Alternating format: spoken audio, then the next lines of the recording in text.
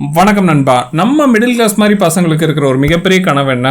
ஓனா ஒரு கார் வேணும், அதுவும் ஃபர்ஸ்ட் ஹேண்ட்ல வாங்கணும் அப்படிங்கிற தாட் கண்டிப்பா எல்லாருக்குமே இருக்கும். அப்படிப்பட்ட தாட் இருக்கிறது தப்பு கிடையாது. ஆனா நம்ம சூஸ் பண்ற கார் வந்து நல்ல காரா இருக்கணும் அப்படிங்கிறது மிக முக்கியமான விஷயம். ஒரு பிலோ 7 lakhs அப்படிங்கிறது என்ட்ரி லெவல்ல இருக்கிற கார்கள்ல நிறைய பேர் சுத்தி பார்த்து எடுக்கிற மாதிரியான கார்கள் இருக்குது. பிலோ 7 lakhsக்குள்ள நிறைய கார்கள் மார்க்கெட்ல இருக்குது. அப்படி இருக்கிற கார்கள்ல அவாய்ட் பண்ணக்கூடிய ஒரு 4 கார்கள். ஏன் இந்த காரை அவாய்ட் பண்ணணும் அப்படின்னு சொல்றதுக்கான முக்கியமான ரீசன்ஸையும் இந்த வீடியோ நம்ம டீடைலா பேச போறோம். கார் வாங்குற இன்ட்ரெஸ்ட் உங்களுக்கு இருக்குதா? ஃபியூச்சர்ல நீங்க கார் வாங்க போறீங்க, ஃபர்ஸ்ட் ஹேண்டா வாங்க போறீங்க, பட் கம்மியான பட்ஜெட்ல வாங்க போறீங்கன்னா கண்டிப்பா வீடியோ ஸ்கிப் பண்ணாம ஃபுல்லா பாருங்க. நீங்க நம்ம சேனலுக்கு புதுசா இருக்கீங்கன்னா மறக்காம சப்ஸ்கிரைப் பண்ணுங்க. சரி வாங்க வீடியோக்குள்ள போலாம்.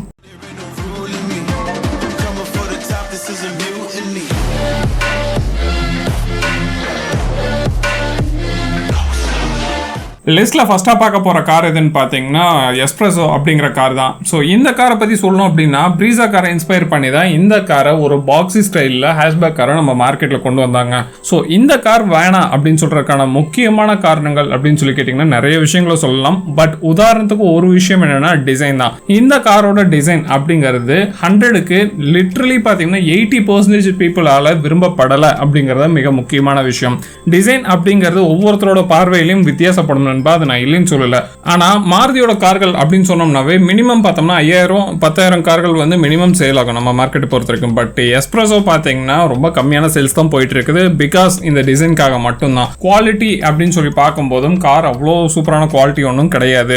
சரி, இதுக்கு ஆல்டர்னேட்டிவா என்ன கார் பார்க்கலாம் அப்படின்னு சொல்லி கேட்டீங்கன்னா டிட்டோ எஸ்பிரஸோவே தான். ஆனா பார்த்தோம்னா டிசைன்ல கொஞ்சம் சேஞ்சஸ் இருக்குது. எனக்கு வந்து மாருதி சுசுகி தான் வாங்கணும் அப்படிங்கிற தாட்ல இருந்தீங்கன்னா நீங்க பெட்டர் ஆப்ஷனா கன்சிடர் பண்ண வேண்டியது ஆல்டோ கேட்டன்.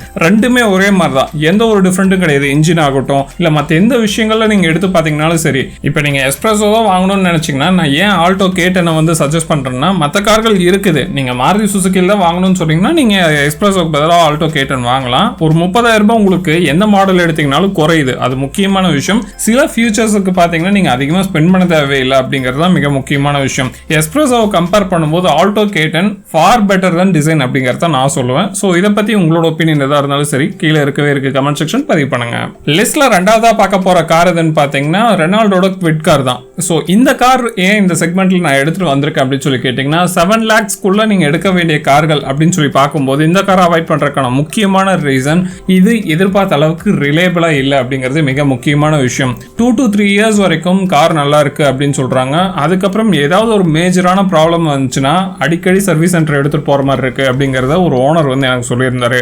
ஸோ குவிட் கார் அப்படிங்கிறது பார்க்கறதுக்கு ஒரு நல்ல டிசைன்ல இருக்குது, நிறைய விஷயங்கள் நல்லா இருக்கு. ஆனா இதுல முக்கியமான இன்னொரு விஷயம் என்னன்னா இந்த ஹேஷ்பேக் கார்ல 4 பேருக்கு தான் கம்ஃபர்டபுள். அதை மைண்ட்ல வச்சுக்கோங்க. ரெண்டாவது ஒரு முக்கியமான விஷயம் என்னன்னா ரிலேபிலிட்டி அந்த அளவுக்கு இல்ல. மூணாவது முக்கியமான விஷயம் குவாலிட்டியும் எதிர்பார்த்த அளவுக்கு இல்லை இந்த கார்ல அப்படிங்கிறது மிக மிக முக்கியமான விஷயம். ஸோ குவிட் கார் உங்களோட பக்கெட் லிஸ்ட்ல இருந்துச்சுன்னா பெட்டர் நீங்க வந்து இதை ரீகன்சிடர் பண்றது நல்லது அப்படிங்கறத நான் இங்க மென்ஷன் பண்றேன். லிஸ்ட்ல மூணாவதா பார்க்க போற கார் எதுன்னு பாத்தீங்கன்னா சிட்ரியானோட C3 அப்படிங்கிற கார் தான். சிட்ரியன் கம்பெனி இப்பதான் நம்ம மார்க்கெட்டுக்கு வந்துச்சு அப்படின்னு சொல்ற அளவுக்குலாம் இப்பெல்லாம் எந்த சீனுமே கிடையாது. ஏன்னா சிட்ரியன் கம்பெனி நம்ம மார்க்கெட்டுக்கு வந்து கிட்டத்தட்ட 3 வருஷம் ஆயிருச்சு. 3 வருஷத்துல ஆல் ஓவர் இந்தியால 60 இடங்கள்ல மட்டும்தான் டீலர்ஷிப்பும் சர்வீஸும் அதாவது ஆத்தரைஸ்டு சர்வீஸ் சென்டர்ஸும் இருக்குது அப்படிங்கிறது மிக முக்கியமான விஷயம். கார்ல ஃபியூச்சர்ஸ் நல்லா இருக்கு C3ல, நான் இல்லைன்னு சொல்லல. ஆனா மற்ற விஷயங்கள் இன்ஜின் சூப்பரா இருக்கு, கம்ஃபர்ட் சூப்பரா இருக்குன்னு சொல்லிட்டு நிறைய பாசிட்டிவிட்டியான விஷயங்கள் இந்த காருக்கு நிறைய சொல்லலாம், நான் இல்லைன்னு சொல்லல. ஆனா சர்வீஸ் அப்படிங்கிறது கொஞ்சம் ப்ராப்ளமேட்டிக்கா இருக்குது அப்படிங்கிறது தான் இந்த கார்ஸை வச்சிருக்கிற ஓனர் சொல்ற ஒரு முக்கியமான கருத்தா இருக்கு. 3 வருஷம் நம்ம மார்க்கெட்ல இருக்கிற ஒரு கம்பெனி கண்டிப்பா டீலர்ஷிப்பை இன்க்ரீஸ் பண்ணிருக்கணும் அப்படிங்கிறது மிக முக்கியமான விஷயம்.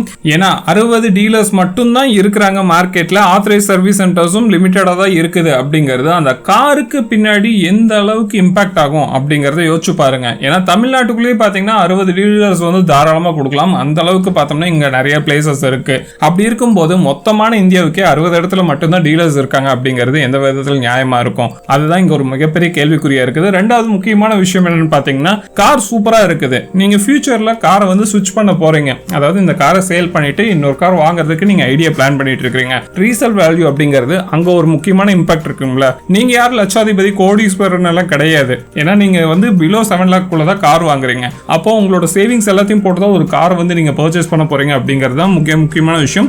ஸோ அப்போ வாங்குற நிறைய பேருக்கு இந்த ரீசேல் வேல்யூ அப்படிங்கிறது ரொம்ப ரொம்ப இம்பார்ட்டன்டான பாயிண்டா இருக்கும். ஸோ அந்த இடத்துல பார்க்கும்போது சிட்ரியன் C3க்கு எதிர்பார்த்த அளவுக்கு ரீசேல் வேல்யூ கிடைக்கிறது இல்லை அப்படிங்கிற விஷயமும் இருக்குது. ஸோ இந்த மாதிரி விஷயங்களை நம்ம கன்சிடர் பண்ணோம்னா சிட்ரியனோட C3 இந்த லிஸ்ட்ல இருக்க வேண்டிய ஒரு காரே கிடையாது. நீங்க அவாய்ட் பண்ண வேண்டிய ஒரு முக்கியமான கார்ல சிட்ரியன் C3 இருக்குது அப்படிங்கிறது மிக முக்கியமான விஷயம்.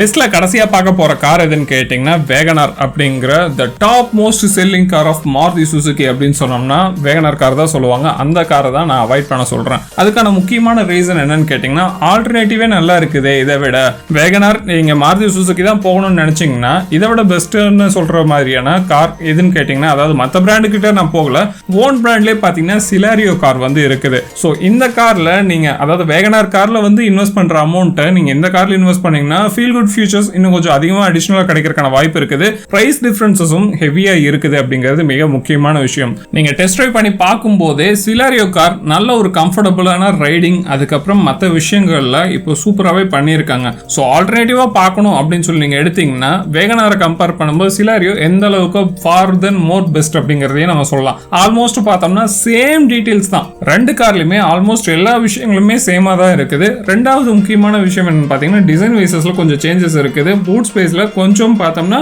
கொஞ்சம் கூட குறைய இருக்குது. அவ்வளவுதான் வித்தியாசமே தவிர ரெண்டு காருக்கும் பெரிய டிஃபரன்சஸ் அப்படின்னு சொல்ற அளவுக்கு வேற எதுவுமே பெருசா இல்லை. பட் வேகனார் கார் நம்ம மார்க்கெட்ல அதிகமாக விற்கிறதுக்கான காரணம் என்னன்னு பார்த்தீங்கன்னா நிறைய பேருக்கு கன்வீனியன்ட்டா இருக்குது.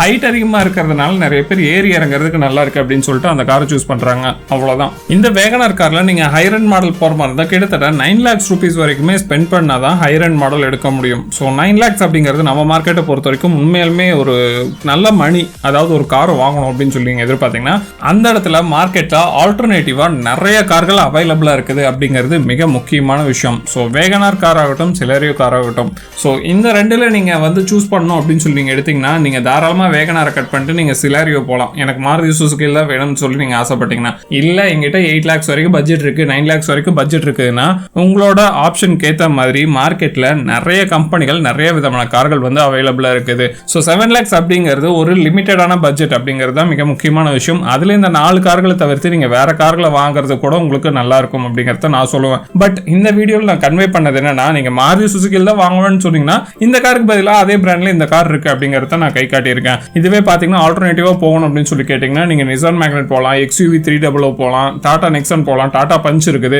ஹோண்டாயில i10 i20. ஸோ இந்த மாதிரி கார்களோட பேஸ் வேரியன்ஸ் கூட அவைலபிளா இருக்குது. ஸோ நிறைய கார்கள் நிறைய கம்பெனிகள் பார்த்தீங்கன்னா இந்த 5 to 10 lakhs பட்ஜெட் அப்படிங்கிறது ரொம்ப இம்பார்ட்டண்டா நிறைய கார்களை வச்சிருக்காங்க. ஸோ மாருதி சுசுகி மட்டும் இல்லாம நிறைய கார்கள் மார்க்கெட்ல இருக்குது. ஸோ நீங்க ஒரு காரை வந்து சூஸ் பண்றதுக்கு முன்னாடி அது உங்களுக்கு என்ன மாதிரியான பர்பஸ்க்கு வேணும் அப்படிங்கிறத பார்த்துட்டு அதுக்கப்புறம் சூஸ் பண்ணுங்க அப்படிங்கிறது மிக முக்கியமான விஷயம். பட் இந்த இடத்துல ஒரு ப்ராப்ளம் என்னன்னா டாடா கார்களை வந்து சஜஸ்ட் பண்றதுக்கு முன்னாடி சர்வீஸ் ப்ராப்பரா கிடைக்குதா அப்படின்னு பார்த்துட்டு நீங்க டாடா கார்களை சூஸ் பண்றது நல்லது அப்படிங்கறத நான் சொல்லுவேன். ஏன்னா நிறைய ஓனர்ஸ் வந்து எங்கிட்ட சொன்னது என்னன்னா டாடா கார்களுக்கு ப்ராப்பரான சர்வீஸ் கிடைக்கிறது இல்லப்பா அப்படிங்கிற மாதிரி தான் சொல்றாங்க. ஸோ உங்களோட டீலர் ப்ராப்பரான சர்வீஸ் கொடுக்குறாரு அப்படிங்கறத கிராஸ் வெரிஃபை பண்ணிட்டு அதுக்கப்புறம் டாடா கார்களை வாங்க. அது உங்களுக்கு பெனிஃபிஷியலா இருக்கும். ஓகே நண்பா, இந்த வீடியோ அவ்வளவுதான். இந்த வீடியோ உங்களுக்கு பிடிச்சிருந்துச்சுன்னா எப்போ சொல்ற மாதிரி தான் மறக்காம லைக் ஷேர் கமெண்ட் பண்ணுங்க. அடுத்த வீடியோல மீட் பண்ணலாம். டாடா.